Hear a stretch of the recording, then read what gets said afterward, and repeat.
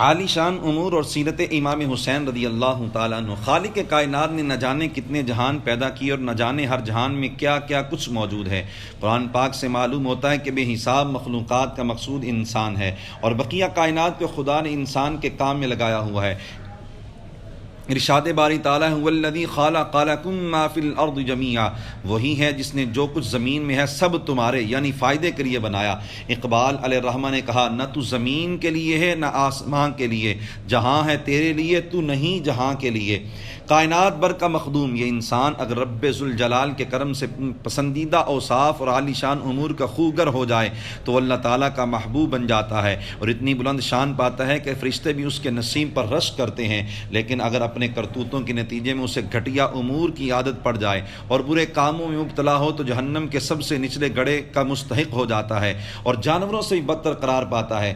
بلا شبہ ہر خیر و بلائی اللہ تعالیٰ کے فضل و کرم سے ہی نصیب ہوتی ہے، تاہم عموماً اچھا ماحول عمدہ تربیت اور نسبی شرافت وغیرہ کرم نوازیوں کا ذریعہ اور ظاہری سبب بن جاتے ہیں۔ اچھے اوصاف اور اعلیٰ کردار میں منارہ نور اور مشعل راہ بننے والے خوش نصیبوں کی فہرست میں ایک نمایاں نام سید عالم صلی اللہ علیہ وآلہ وسلم کے نواسے اور حیدر کرار کرم اللہ تعالی وجہہ الکریم کے شہزادے سیدنا امام حسین رضی اللہ تعالی عنہ کا بھی ہے۔ انہیں نسبی شرافت و اعزاز بھی ایسا نصیب تھا کہ وہ کسی دوسرے کے لیے ممکن نہیں، اور انہوں نے ماحول بھی ایسا پایا جس کی مثال کہیں تلاش نہیں کی جا سکتی۔ پھر رب تعالیٰ کے فضل و کرم سے انہوں نے بھلائیوں کے ایسے نقوش چھوڑے اور خدمت اسلام کے لیے وہ کارنامے سر انجام دیے کہ قیامت تک ان کے ذکر خیر سے ایمان کو تازگی ملتی رہے گی اور اہل ایمان کو اپنا کردار حسین بنانے کا موقع ملتا رہے گا۔ عالی شان امور کیا ہے اور خالق کائنات جل جلالہ کن عادات و اوصاف کو پسند فرماتا ہے۔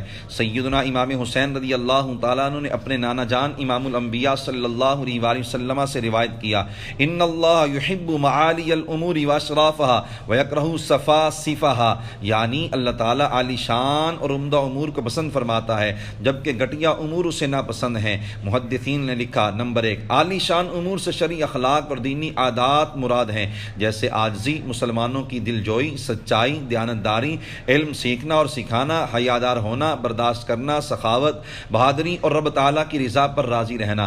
خلاصہ یہ ہے کہ سید عالم صلی اللہ علیہ وآلہ وسلم کے اسوہ حسنہ پر عمل کرنا۔